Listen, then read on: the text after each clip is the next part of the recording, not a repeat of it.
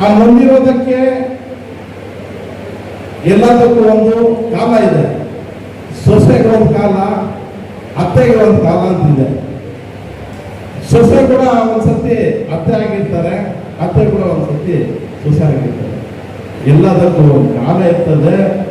ಆ ಕಾಲ ಇರೋದ್ರಿಂದ ಈಗ ಕೆಲ ಶನಿ ಗ್ರಹಗಳು ಅಂತ ಪದೇ ಪದೇ ಹೇಳ್ತಾ ಇದೆ. ಆ ಶನಿ ಗ್ರಹಗಳು ಕೆಲವು ತಲೆ ಮೇಲೆ ಹೋಗಿ ಕೂತ್ಕೊಂಡು ಬಿಟ್ಟಿದೆ. ಈ ಯಾವುದೇ ಕಾರಣಕ್ಕೆ ಅದು ಎದ್ದು ಹೋಗೋದಿಲ್ಲ. ಅದು ಹೋಗಿ ಎದ್ದು ಹೋಗ್ಬೇಕಾದ್ರೆ ಸ್ವಲ್ಪ ಸಮಯಾವಕಾಶ ಬೇಕು. ಅದು ಎದ್ದು ಹೋಗತ್ತೆ ಅವ್ರಿಗೆ. ಆದರೆ ನೀವು ಮಾಡ್ತಾ ಇರೋದು ಒಂದೊಂದು ಕೆಲಸಗಳು ಅಧಿಕಾರಿಗಳು ಏನು ಮಾಡ್ತಾ ಇದ್ದೀರಾ ಬಹಳ ಸೂಕ್ಷ್ಮವಾಗಿ ಯೋಚನೆ ಮಾಡಿ. ಯಾರೋ ಒಬ್ಬರು ಹೇಳಿದಾರಂತಲ್ಲ ಮಾಡಬಾರ್ದು. ಈಗ ನಮ್ಮ ಮಂತ್ರಿಗಳು ಮಾಜಿ ಮಂತ್ರಿಗಳಾಗಲಿಲ್ಲ, ಆಗಿಲ್ವೇನ್ರಿ? ಶಾಶ್ವತ ಇಲ್ಲ, ಅಧಿಕಾರ ಶಾಶ್ವತ ಇಲ್ಲ. ಯಾವುದೇ ಒಂದು ಕೆಲಸ ಕಾರ್ಯಗಳನ್ನು ಮಾಡಬೇಕಾದ್ರೆ ಗಮನಿಸ್ತಾ ಇರ್ತಾರೆ. ಪ್ರತಿಯೊಬ್ಬರ ಜೀವನದಲ್ಲಿ ಒಂದು ಜವಾಬ್ದಾರಿ ಇರ್ತದೆ. ಆ ಜವಾಬ್ದಾರಿ ನಿಭಾಯಿಸ್ಕೊಂಡು ಹೋಗುವಂತದ್ದು ಜವಾಬ್ದಾರಿ ತಂದೆ ಸ್ಥಿತಿರುತ್ತೆ. ಆ ತಂದೆ ಆಗಿರುವಂತವನು ಪ್ರತಿಯೊಂದು ಸತಿ ತನ್ನ ಮಕ್ಕಳಿಗೆ ಏನು ಅನ್ಯಾಯಗಳಾಗ್ತಾ ಇದೆ ನೋಡ್ಕೊಳ್ಳುವಂತಹದ್ದು ಜವಾಬ್ದಾರಿ ಆದ್ರೂ ತಂದೆ ತಾಯಿ. ನೀವೆಲ್ಲ ತಂದೆ ಸ್ಥಾನದಲ್ಲಿ ಇಟ್ಕೊಂಡು ಇಷ್ಟೆಲ್ಲ ಅನ್ಯಾಯಗಳು ಆಗ್ತಾ ಇದ್ರೆ ಕಣ್ಣು ಮುಚ್ಕೊಂಡು ಇದ್ದೀರ ಅಂತ ಹೇಳಿದ್ರೆ ನಿಜವಾಗ್ಲೂ ಒಂಥರ ಆಶ್ಚರ್ಯ ಆಗತ್ತೆ. ಮೊದಲೇ ನನ್ಗೆ ನೋವಾಗತ್ತೆ, ಯಾವುದೇ ವಿಚಾರದಲ್ಲಿ ನೋವಾಗತ್ತೆ. ನನಗೆಲ್ಲ ಚಿಂತಾಮಣಿಯಲ್ಲಿ ಸ್ಪೆಷಲ್ ಆಗಿ ಏನು ಇಲ್ಲದೆ ಇರುವಂತದ್ದು, ಏನನ್ನ ನಮ್ಮ ಚಿಂತಾಮಣಿಯಲ್ಲಿ ತಾಜ್ ಮಹಲ್ ಕಟ್ಟುವಂತಹದ್ದು, ವೈಟ್ ಹೌಸ್ ಕಟ್ಟುವಂತಹದ್ದು, ಅಥವಾ ಇನ್ನೊಂದು ಮತ್ತೊಂದು ಮಾಡುವಂತಹದ್ದು, 7 ವಂಡರ್ಸ್ ಅಲ್ಲಿ ಇನ್ನ ಏನಾನ ಕೆಲವು ವಂಡರ್ಸ್ ಬಂದಿದ್ದು ಇಕ್ಕಿದ್ರೆ ನಾವು ಒಪ್ಕೊಳ್ತಾ ಇದ್ವಿ.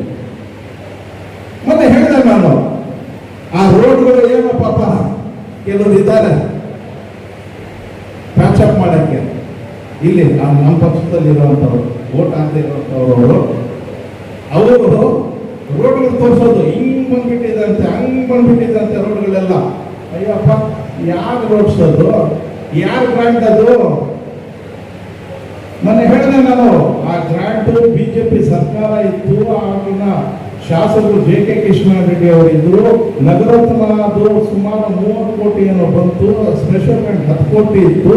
ಆ 10 ಕೋಟಿ ಮತ್ತು 30 ಕೋಟಿ 40 ಕೋಟಿ ದುಡ್ಡಲ್ಲಿ ಇವತ್ತು ಮೇಜರ್ ರೋಡ್ಸ್ ನಮ್ಮ ಚಿಂತಾಮಣಿ ಟೌನ್ ಅಲ್ಲಿ ಯಾವ್ದಾಗಿದೆ ಅದೆಲ್ಲ ಅಂದಿನ ದುಡ್ಡು, ಅಂದಿನ ಗ್ರಾಂಟು.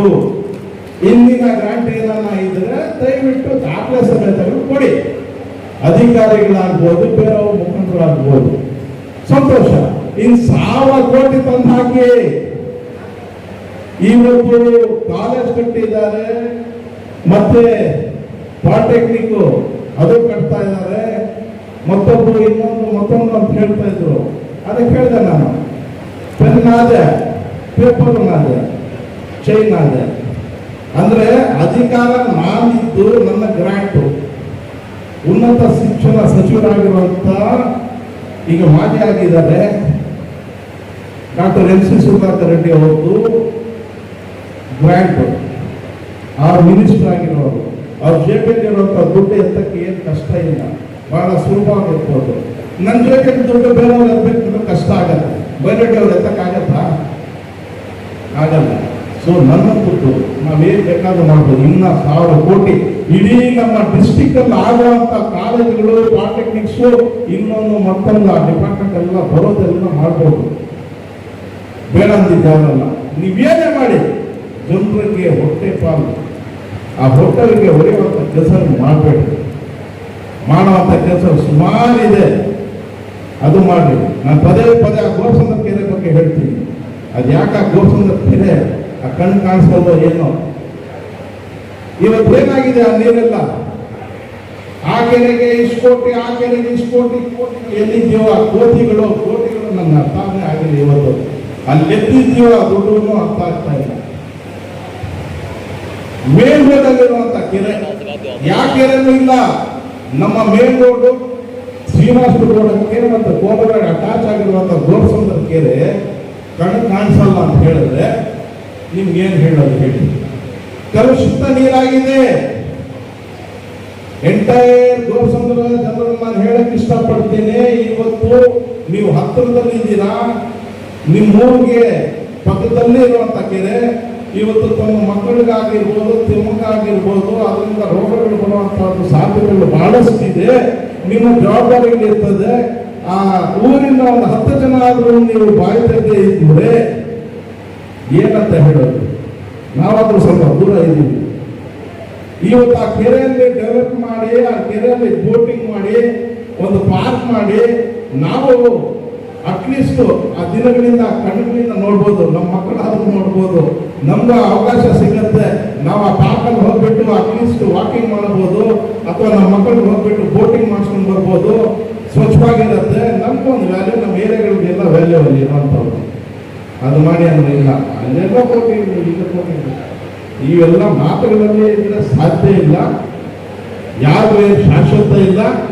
ಮಾತಾಡೋದು ಬಹಳಷ್ಟು ಇದೆ, ಸಮಯದ ಅಭಾವ ಇದೆ. ಆದರೆ ಒಂದು ಮಾತನ್ನು ಹೇಳ್ತೇನೆ, ಎಲ್ಲರ ಜವಾಬ್ದಾರಿ ಇದೆ. ಇಲ್ಲಿ ಕೂತಿರುವಂತ ಎಲ್ಲ ಮಾಜಿ ನಗರಸಭೆ ಸದಸ್ಯರಾಗಿರ್ಬೋದು, ಮತ್ತೊಬ್ಬರಾಗಿರ್ಬೋದು, ಏನು ನಾವು ಈ ಪಬ್ಲಿಕ್ ಇಂದ ಮತಗಳು ತಗೊಂಡಿದ್ದೀವಿ, ನಾವು ಆ ಸಮಯದಲ್ಲಿ ಆಯ್ಕೆ ಆಗಿ ನಾವು ಈಗ ಮಾಜಿಗಳು ಹಾಕಿದ್ದೀವಿ. ಪ್ರತಿಯೊಬ್ಬರ ಜವಾಬ್ದಾರಿ ಇರ್ತದೆ. ತಮ್ಮ ಧ್ವನಿಗಳು ಎತ್ತಬೇಕು. ಒಬ್ಬರು ಅನ್ಯಾಯ ಮಾಡ್ತಾ ಇದ್ರೆ ತಾವು ಸುಮ್ಮನೆ ಇತ್ತು, ಬೇರೆಯವರು ಸುಮ್ಮನೆ ಇದ್ರೆ ಅವ್ರು ಎಲ್ಬೋಬಹುದು. ಅದರಿಂದ ದಯವಿಟ್ಟು ಎಲ್ಲರೂ ಒಂದಾಗಿ ಇವತ್ತೇನು ನವೀನ್ ಜಿ ಕೃಷ್ಣ ಅವರು